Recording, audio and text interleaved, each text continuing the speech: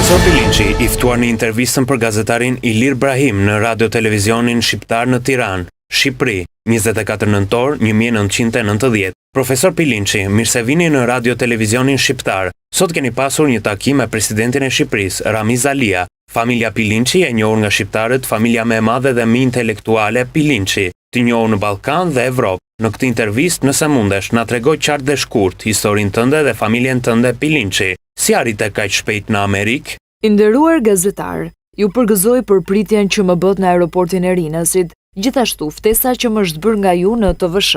Së pari, në bisedën që pata me presidentin Ramiz Alia, ai ka krijuar 5 parti dhe ka propozuar 5 përfaqësues të 5 partive. Por zoti Alia do të jetë presidenti i Shqipërisë edhe për 2 vite të tjera. Unë do t'ju shpjegoj shqiptarëve nesër në orën 5 në Teatrin e Operës emrat e partive dhe emrat e përfaqësuesve të 5 partive. Zoti Ilir, siç thatë ju, unë kam ardhur me një mision special për presidentin Ramiz Alia. Ne e dim se çfarë do të ndodhë këtu pas 30 vjetësh politik të prapambetur dhe ish spionëve dhe komunistëve të thekur. Së pari, më lejoni t'u them shqiptarëve të mi, shkurt dhe qartë disa fjalë.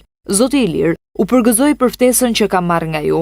I nderuar gazetar, është kënaqësi për mua mes ekranit të televizionit tuaj shqiptar TVSH të jem përballë bashkëqytetarëve të mi shqiptar. Shqiptarët për 47 vjet të torturuar nga komunistët e Tiranës serbo-ruse. E di e kam parë me sytë e mi në kampet e përqendrimit, vrasje, tortura, punonin si sklever për bukë thatë.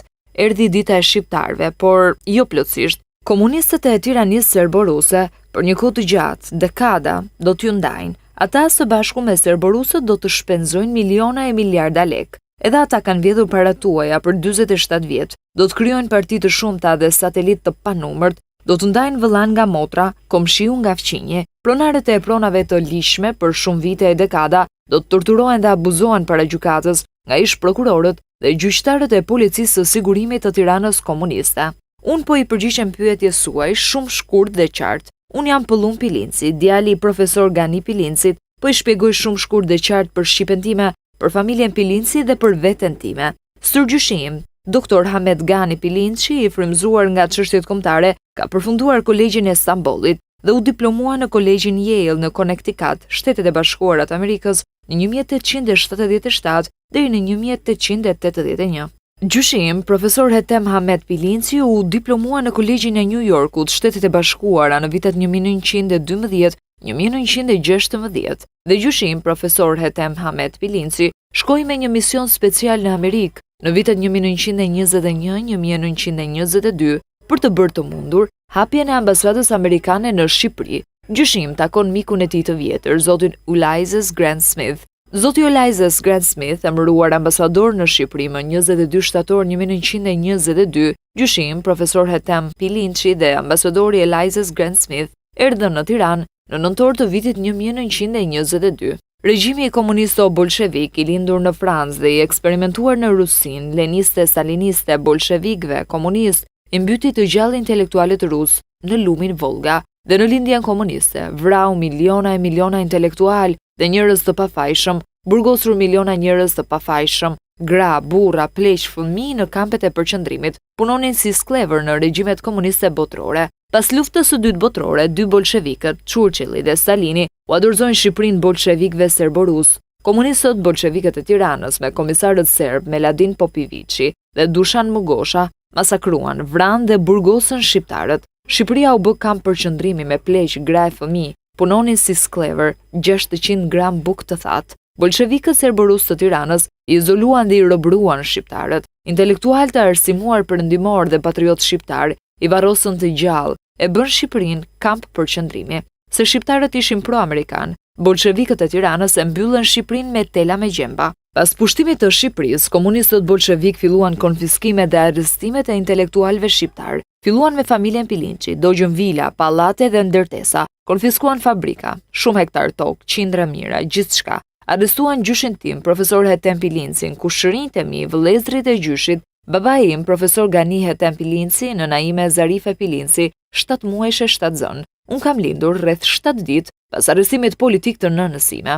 Linda më 16 prill 1948 në burgun e grave të Maliqit në Korçë. Familja Pilinçi punoi dhe financoi në shekuj për çështje kombëtare. Familja ime Pilinçi u vra me shekuj nga serbët, rusët dhe grekët. Unë me nënën time dhe 100 anëtar të familjes Pilinçi në kampet e përqendrimit Tepelen, Kruj, Saper, Shtyllas, Gjaz, sërish Shtyllas, në Shqipëri për herë të parë, komunistët më eksperimentuan për 5 vjet. Arrest shtëpie, 4 herë apel në 24 orë në kampin e përqendrimit Shtyllas. Babai im, profesor Gani H. Pilinçi, doli nga burgu politik. Policia e solli në Shtyllas, unë isha në arrest shtëpiak politik në Shtyllas.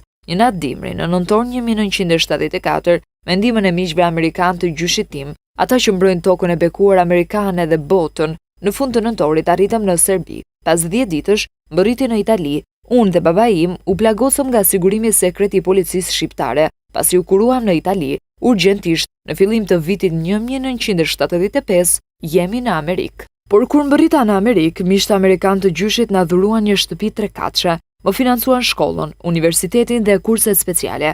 Unë u diplomova në Universitetin Shtetëror Montclair në New Jersey në vitin 1980 me një diplom master. Dhe gjithashtu, përfundova shumë kurse speciale ndërkombëtare. Isha profesor në disa kolegje të New Jersey në Amerikë. Në fillim të vitit 1976, zoti George W. Bush propozoi një takim me baban dhe mua. Zoti Bush ishte i pari në CIA. Zoti Bush dinte për familjen Pilinçi, për gjyshin dhe babain tim. Biseda ishte për politikën shqiptare, amerikane dhe ndërkombëtare dhe e klasifikuar. Misioni im pas takimit me zotin George Bush për çështjet kombëtare dhe ndërkombëtare 15 vjet dhe do të vazhdojmë në Ballkan, Europë më gjerë. Jam sulmuar shpesh, 3 herë i plagosur, 1975 Itali, 1985 Bruksel, plagosur rënd në nëntor 1989 Berlin.